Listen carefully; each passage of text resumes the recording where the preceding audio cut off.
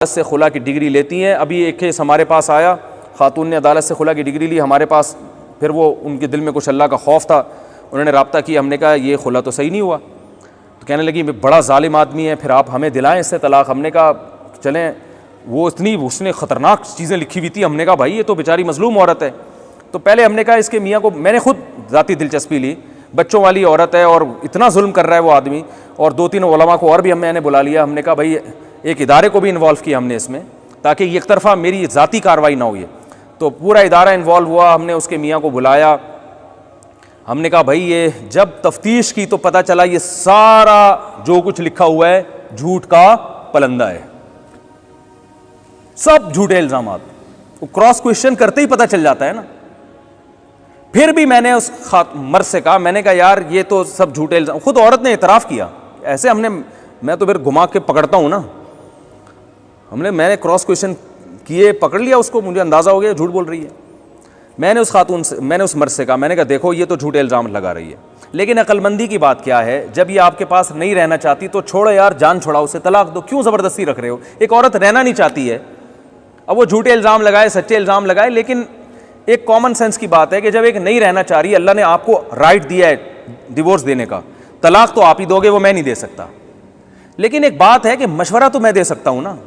نبی صلی اللہ علیہ وسلم کے پاس ایک خاتون آئی, انہوں نے کہا میں اپنے شوہر کے ساتھ نہیں رہنا چاہتی, مجھے ان کی شکل پسند نہیں ہے, بغیر دیکھے نکاح ہو گیا تھا, پہلی رات میں ہی آ گئی کہ یا رسول اللہ میں نے دیکھا نہیں تھا, صحیح بخاری کی حدیث ہے, میں بہت خوبصورت ہوں اور میرے میاں بالکل بھی شکل میں مجھ سے میچ نہیں کرتے.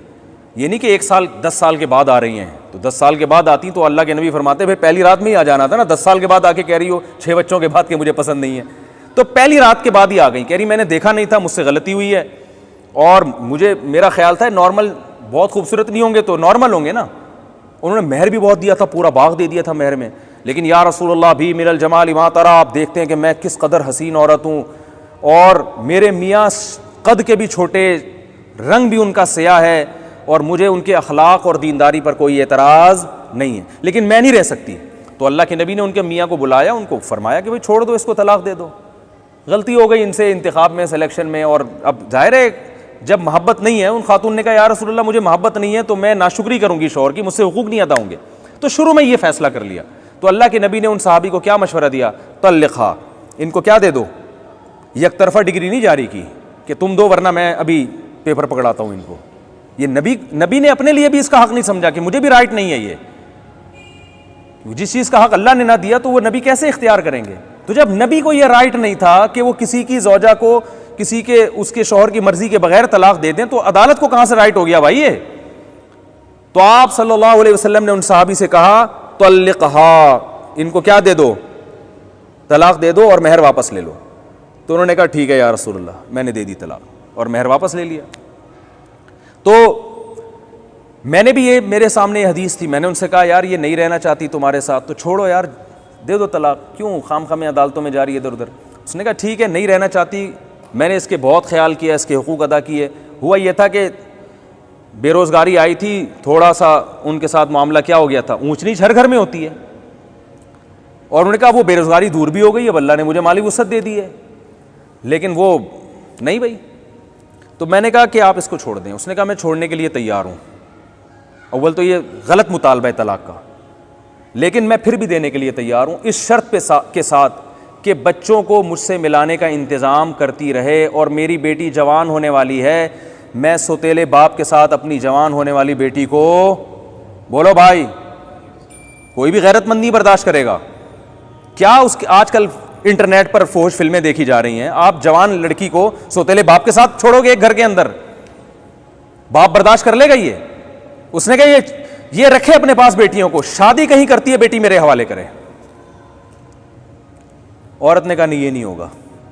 میں نے کہا پیڑے کھانے کے لیے یہاں پہ آپ کو ہم نے نہیں بلایا ہے, ساری آپ کی مرضی کی باتیں ہوں, صحیح ہے نا, جو آپ کی ذمہ داری ہو. میں نے کہا بھائی آپ شادی کرو گی, بیٹی کس کے حوالے ہوگی, باپ کے حوالے, اور اس کو ہم پابند کریں گے کہ آپ جب ملنا چاہو اپنی بیٹی سے ملو, آپ کو ہم ملنے سے نہیں روکیں گے. ابھی میں نے کہا لکھ کے ان علماء کی موجودگی میں, ہم جو ہے نا گواہوں کی موجودگی میں آپ سے اسٹیمپ پیپر پہ لکھوائیں گے.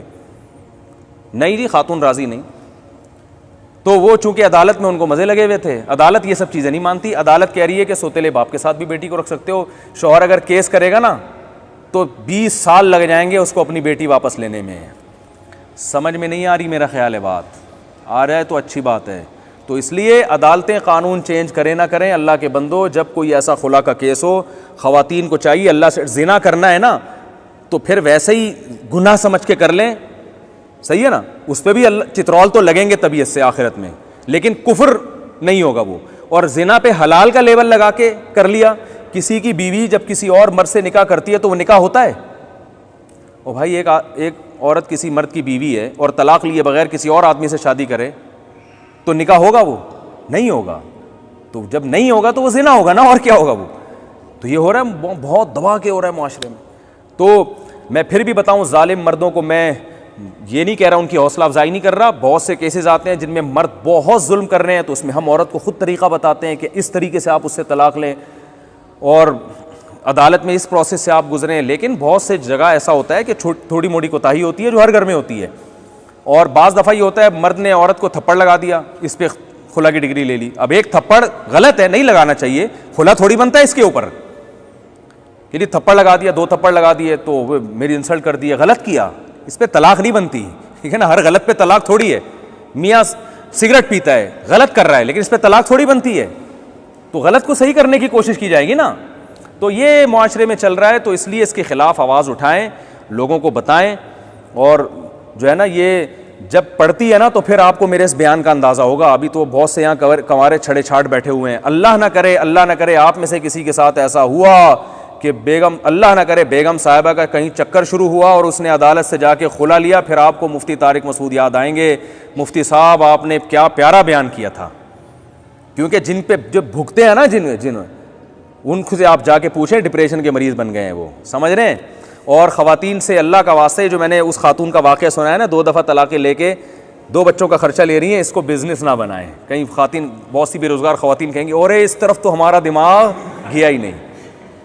کیونکہ سپریم کورٹ میں لگتا نہیں ہے کہ یہ کوئی مستقبل قریب میں قانون چینج ہو جائے گا، کیونکہ ہماری جو دینی جماعتیں ہیں وہ اس پہ خلاف آوازی نہیں اٹھا رہی ہیں. اسلامی نظریاتی کونسل نے آواز نہ اٹھانی ہے، نہ اٹھائے گی. وہ اٹھاتی ہیں کچھ چیزوں پہ. اور اسلامی نظریاتی کونسل کی ویسے بھی قانونی حیثیت کچھ ہے نہیں، اس کو ایک ڈمی کے طور پہ رکھا ہوا ہے. سفارش پیش کر کے پتلی گلی سے وہ نکل جائے گی. اس سفارش کو جو ہے نا اسمبلی میں گھما کے ایسے کاغذ بنا کے صحیح ہے اڑا